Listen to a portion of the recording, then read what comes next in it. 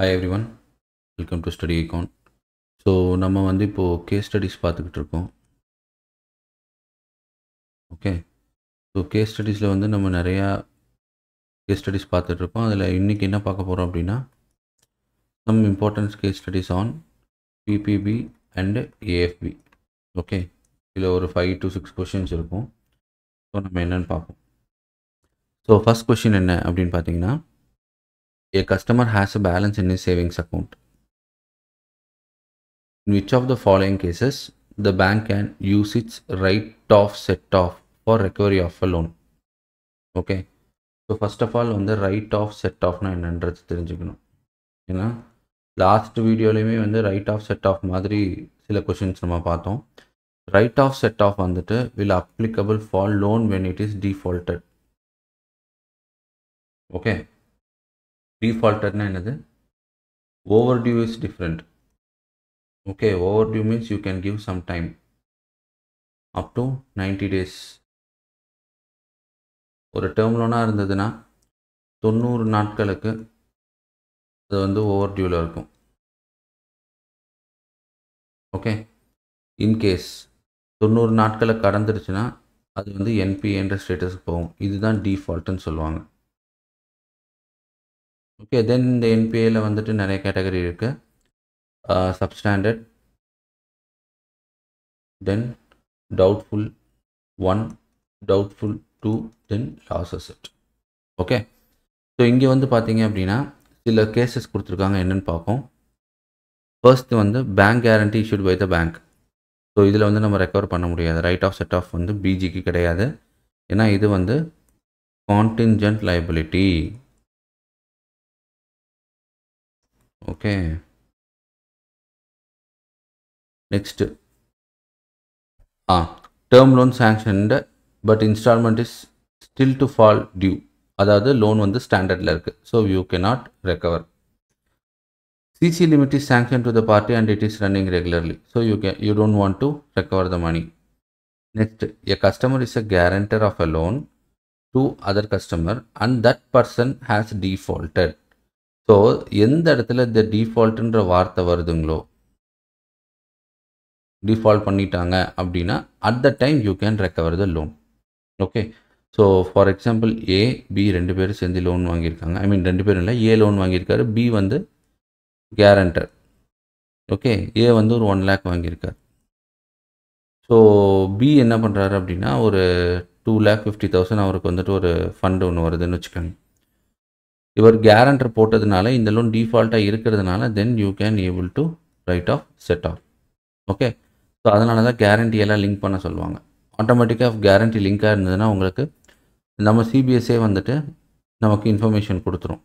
So already ஒரு account வந்து கேரண்டரில் NPL இருக்குது, இந்த அக்கௌண்ட்டில் இவ்வளோ பேலன்ஸ் இருக்குது. So if you can recover means we will recover. ஓகேங்களா? சரி, next question. X is maintaining a SB account with popular bank. பேங்க்கு அவர் என்ன பண்ணுறாருன்னா அவர் அக்கௌண்ட்டில் வந்து he wrongly credited an amount of ₹12,500. This was entered in the passbook also.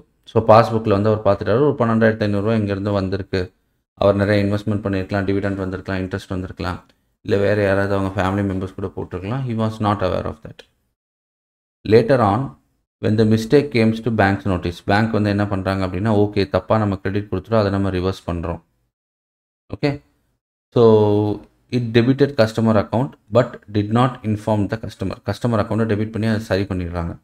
ஒரு கேஷே வந்து தவறுதலாக கிரெடிட் ஆகிடுச்சு, அதை வந்து கிளியர் பண்ணிடுறாங்க.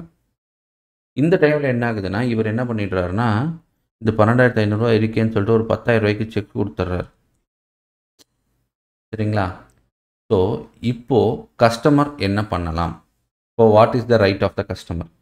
ஸோ என்றைக்குமே வந்து பேங்க் மிஸ்டேக்குக்கு, ஓகே இதனால ஞாபகம் வச்சுக்கோங்க, for bank mistake if customer affected, okay customer affect ஆனாலோ இல்லை அவருக்கு ஏதாவது ஒரு லாஸ் வந்தாலோ கஸ்டமர் வந்து லீகலாக பேங்க் மேலே ஆக்ஷன் எடுக்க முடியும். ஓகே, ஸோ அதுக்கு என்ன நஷ்டம் ஈடோ அதை நம்ம கொடுத்து தான் ஆகணும். அதனால தான் என்றைக்குமே ஒரு கரெக்ஷன் பண்ணுறாங்க அப்படின்னா கஸ்டமருக்கு இன்ஃபர்மேஷன் கொடுத்துட்டு தான் நம்ம அந்த கரெக்ஷனை பண்ணணும். ஓகேங்களா? ஓகே. நெக்ஸ்ட் கொஸ்டின் வந்து பார்த்தீங்க அப்படின்னா, ஸோ இதுக்கு ஆன்சர் வந்து பார்த்தீங்கன்னா, customer can ask for damages for return of his check although amount was recoverable from him. ஓகேங்களா? நெக்ஸ்ட் அக்கௌண்ட்ஸில் வந்து நம்ம பார்க்குறது வந்து இது ஒரு பேசிக்கான கொஸ்டின். ஸோ இது வந்து எல்லாருக்குமே தெரிஞ்சிருக்கணும். ஓகேங்களா? ஸோ இது என்ன அப்படின்னா, ஒரு ஃபினான்ஷியல் சர்வீஸ் கம்பெனி வந்து என்ன பண்ணுறாங்கன்னா, இன்வெஸ்ட்மெண்ட் பிளான் கொடுக்குறாங்க. ஓகே, ஏவுக்கு வந்து 8,000 for 2 years. Okay, annual interest rate வந்து 6% காம்பவுண்டிங் செமி ஆனுவலி. இதுதான் முக்கியம், செமி ஆனுவலி. பி வந்துட்டு 12,000 in 4 years, 8% quarterly. Okay, C வந்து 15,000 8 years, annual interest of 10%. D வந்து 20,000 for 12 years, annual interest of 6%. ஓகேங்களா? அதே மாதிரி இ வந்துட்டு 25,000 in 15 years as an annual interest of 4% compounded annually. Okay, so இப்போ நம்ம என்ன கண்டுபிடிக்க போகிறோமோ ஒன்றும் இல்லை, ப்ரெசன்ட் வேல்யூ தான் கண்டுபிடிக்க போகிறோம். ப்ரெசன்ட் வேல்யூ ஆஃப் ஏ. சரிங்களா? ஸோ ப்ரெசன்ட் வேல்யூ ஆஃப் ஏ அப்படின்னா, இந்த ப்ரெசன்ட் வேல்யூ அப்படிங்கிற ஒரு விஷயம் வந்தாலே நீங்கள் என்ன கண்டுபிடிக்கணும்னா பிவிஐஎஃப்னு சொல்லுவாங்க. Okay, present value interest factor. சரிங்களா? ஸோ இது வந்து அனெக்சர்ஸில் உங்களுக்கு நம்ம அக்கௌண்ட்ஸ் புக்கில் இருக்கும். அனெக்சர் 1, அனெக்சர் 2, அனெக்சர் 3, அனெக்சர் 4னு இருக்கும். இந்த மாதிரி கொஷின்ஸ் கொடுத்தாங்கன்னா, ஒரே கொஷினில் இந்த மாதிரி 5 கொஷின் தர மாட்டாங்க. இந்த மாதிரி கொஷின்ஸ் கொடுத்தாங்க அப்படின்னாலே உங்களுக்கு வந்து பிவிஐஎஃப் வேல்யூவை கொடுத்துருவாங்க. பிவிஐஎஃப், பிவிஐஎஃப்ஏ அப்படின்னு சொல்லுவாங்க. ஸோ ப்ரெசன்ட் வேல்யூ மட்டும் நீங்கள் கண்டுபிடிக்கிறீங்க அப்படின்னா பிவிஐஎஃப் மட்டும் வச்சுருந்தீங்கன்னா போதும். ஓகே, ஸோ சிம்பிளாக நம்ம என்ன பண்ணலாம் அப்படின்னா, பிவிஐஎஃப் எப்படி தருவாங்கன்னா, பிவிஐஎஃப் ஃபார் 8,000 ஃபார் 2 years அப்படின்னு போட்டு 6% ஆனுவலி, செமி ஆனுவலி அந்த மாதிரி போட்டு நிறையா வேல்யூ கொடுத்துருப்பாங்க. ஸோ நமக்கு என்ன வேல்யூ வேணுமோ அதை நம்ம எடுக்கணும். நம்ம வந்து இங்கே பாருங்கள் 6% செமி ஆனுவலின்னு இருக்குது. ஓகே, ஸோ இது வந்து எப்படி வந்து இந்த வேல்யூவை பிவிஐஎஃப்பை வந்து கேல்குலேட் பண்ணணும் அப்படின்னு சொல்லிட்டு ஆல்ரெடி நான் வீடியோ போட்டிருக்கேன். ஏன்னா இது வந்து கொஞ்சம் lengthy process. Okay, so if not எனக்கு வந்து பிவிஐஎஃப் டேரெக்டாக கொடுத்துட்டாங்கன்னா ப்ராப்ளம் இல்லை. இன்கேஸ் இது டேரெக்டாக கொடுக்கல அப்படின்னா பெட்டர் வந்துட்டு இந்த கொஷினில் நம்ம லாஸ்ட்டாக தான் அட்டன் பண்ணணும். Okay, at the same time PVIF எப்படி கேல்குலேட் பண்ணுறது, பிவிஐஎஃப் எப்படி கேல்குலேட் பண்ணுறதுன்னு நான் ஆல்ரெடி ஒரு வீடியோ போட்டிருக்கேன் அக்கௌண்ட்ஸில். ஸோ ப்ளேலிஸ்ட்லேயுமே அது இருக்கும். ஓகேங்களா? ஸோ அதையும் ஒரு டைம் பார்த்துக்கோங்க. ஸோ அப்போ தான் உங்களால் ஈஸியாக இந்த மாதிரி கொஷின்ஸை சால்வ் பண்ண முடியும். ஸோ நம்ம என்ன பண்ணுறோம் அப்படின்னா, பிவிஐஎஃப் கொடுத்துட்டாங்கன்னா சிம்பிள் நம்ம மல்டிப்ளை பண்ண போகிறோம் 8,000 into that value. Okay, so அதான் இங்கே கீழே ஆப்ஷன்ஸில் கொடுத்துருப்பாங்க.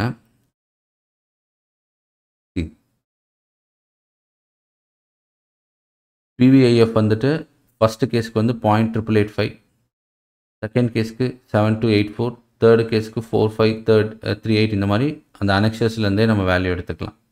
ஓகே, ஸோ இந்த பிவிஐஎஃப் அப்படின்னா என்னென்னா, ப்ரெசன்ட் வேல்யூ இன்ட்ரெஸ்ட் ஃபேக்டர். அதாவது இது வந்து ஒரு ஃபேக்டர். இதை நம்ம மல்டிப்ளை பண்ணும் போது ஆக்சுவல் வேல்யூ என்னங்கிறது தெரிஞ்சிடும். ஓகேங்களா? சரி, ஸோ ஆஸ் யூஷுவல் ஃபஸ்ட்டு வந்து பார்த்திங்க அப்படின்னா 8,000 rupees அவர் இன்வெஸ்ட்மெண்ட் பண்ணியிருக்காரு. அவருடைய பிவிஐஎஃப் வேல்யூ வந்து பார்த்திங்கன்னா 0.885. ஓகே, ஸோ மல்டிப்ளை பண்ணும்போது 7,108 rupees. ஸோ இந்த மாதிரி மல்டிப்ளை பண்ணி நீங்கள் எழுதிட்டீங்க அப்படின்னா உங்களுடைய ப்ரெசென்ட் வேல்யூ தெரிஞ்சிடும். ஓகேங்களா? ஸோ இது வந்து ஈஸியஸ்ட் சம் தான். If PVIF factor is given, if present value interest factor is not given, so அதை வந்து நம்ம கேல்குலேட் பண்ணணும். ஓகே, அதை கேல்குலேட் பண்ணிவிட்டு மல்டிப்ளை பண்ணணும். சரிங்களா? ஓகே, நெக்ஸ்ட் கொஸ்டின் வந்து பார்த்தீங்க அப்படின்னா, ஒரு இண்டிவிஜுவல் வந்து 10 லட்ச ரூபா லோன் எடுக்கிறாரு. ஓகே, எதுக்காக அப்படின்னா ஒரு லேண்டு வாங்குறதுக்காக. So vacant plot. இவர் என்ன பண்ணுறாரு அப்படின்னா 1,10,000 ரூபா இன்ட்ரெஸ்ட்டு கட்டியிருக்காரு. அந்த லோனில் 57,000 ரூபா வந்து பிரின்சிபல் கட்டியிருக்காரு. சரிங்களா? எந்த வருஷம் அப்படின்னா financial year 2006 and 7. Okay, so இவர் என்ன பண்ணுறாரு அப்படின்னா, நான் இன்வெஸ்ட்மெண்ட் பண்ணியிருக்கேன், ஸோ என்னால் வந்து டேக்ஸ் கிளைம் பண்ண முடியுமா அப்படின்னு கேட்குறாரு. 80Cலேயோ 80CCலேயோ இல்லை 80CCDலேயோ. ஸோ ஃபர்ஸ்ட் ஆஃப் ஆல் வந்து இந்த சம்மை சால்வ் பண்ணால் நமக்கு வந்து டேக்ஸ் ஸ்லாபை பற்றி நல்லா தெரியணும். அதே நேரத்தில் 80Cயில் என்ன வருது, 80CCCCCயில் என்ன வருது, CCDயில் என்ன வருது அப்படிங்கிறத நம்ம தெரிஞ்சுக்கணும். ஓகே. ஸோ ஃபர்ஸ்ட் கொஸ்டின் வந்து 80C என்ன வருது அப்படின்னு பார்த்தீங்கன்னா, வேரியஸ் இன்வெஸ்ட்மெண்ட், ஏகப்பட்ட இன்வெஸ்ட்மெண்ட் இருக்குது, ஆனால் கண்டிப்பாக அதில் வந்து என்ன வராது, லேண்ட் வராது. ஓகே. பட் ஹவுசிங் லோன் வரும். ஹவுசிங் லோன் இன்ட்ரெஸ்ட் எல்லாமே நம்ம கிளைம் பண்ண முடியும். 24ன்னு சொல்லுவாங்க அந்த செக்ஷனு. ஸோ 80CCCயில் வந்துட்டு அவர் எதாவது கிளைம் பண்ண முடியுமான்னு கேட்டிங்கன்னா, 80CCC அப்படிங்கிறது வந்து பார்த்திங்கன்னா பென்ஷன் ஃபண்டை மட்டும் பேஸ் பண்ணி சொல்கிறது தான் வந்துட்டு 80CCC. ஓகே. 80CCD என்ன வரும் அப்படின்னு பார்த்தீங்கன்னா NPS, APY. ஸோ இதெல்லாம் வந்துட்டு நம்ம 80CCDயில் கிளைம் பண்ணிக்கலாம். சரியா? ஸோ இந்த லேண்ட் இன்வெஸ்ட்மெண்ட் வந்துட்டு கொஸ்டினை பொறுத்தவரையிலும் பார்த்தீங்கன்னா இந்த 3 செக்ஷன்லேயுமே கவர் ஆகாது. ஓகே. ஸோ ஆட்டோமேட்டிக்காக அவர் எதுலேயுமே வந்து டேக்ஸை கிளைம் பண்ண முடியாது. Claim towards reduction of principal. So answer வந்து நமக்கு என்னது, 0. He cannot claim any kind of taxes. Okay.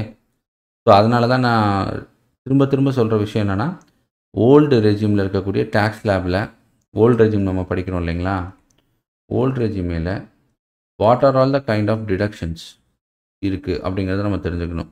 இது எப்படி நம்ம தெரிஞ்சுக்கலாம் அப்படின்னா, இருக்கிறதுல easiest method, easy method to learn என்னென்னா, நம்ம இண்டிவிஜுவல் இன்வெஸ்ட்மெண்ட் டிக்ளரேஷன் நம்ம சொல்லுவோம் இல்லையா, அந்த டிக்ளரேஷனில் என்னென்ன இருக்குது அப்படிங்கிறத நம்ம பேசிக்காக தெரிஞ்சுக்கிட்டாலே போதும். ஓகே. நம்மளால் ஈஸியாக இதை சார்ட் அவுட் பண்ண முடியும். Okay friends. ஸோ இதுதான் வந்து இன்றைக்கான கேஸ் ஸ்டடீஸ். சரிங்களா? ஸோ இதில் ஏதாவது டவுட் இருக்குது அப்படின்னா எனக்கு கமெண்ட்ஸில் கேளுங்க. அண்ட் வேறு ஏதாவது ஒரு டாப்பிக்லேருந்து உங்களுக்கு கேஸ் ஸ்டடீஸ் வேணும் அப்படின்னாலும் எனக்கு வந்து வாட்ஸ்அப்பில் மெசேஜ் பண்ணுங்கள். எங்களுடைய நம்பர் வந்து பார்த்திங்கன்னா 9943490197. And at the same time நம்மக்கிட்ட ஆண்ட்ராய்டு ஆப்பும் இருக்குது. ஸோ இது only working at android only. இந்த ஆண்ட்ராய்டு ஆப்புக்குள்ளே போனீங்க அப்படின்னா you will find lot of options. Okay. அதில் வந்து ஸ்டடி மெட்டீரியல் இருக்கும். இந்த ஃப்ரீ ஸ்டடி மெட்டீரியல்ன்ற டேட்டாவில் உள்ளே போனீங்க அப்படின்னா லாட் ஆஃப் வீடியோஸ் இருக்கும். ஓகே. அதையும் நீங்கள் பார்த்துக்கலாம். Okay friends. தேங்க்யூ ஃபார் வாட்சிங் this video. Have a very good day.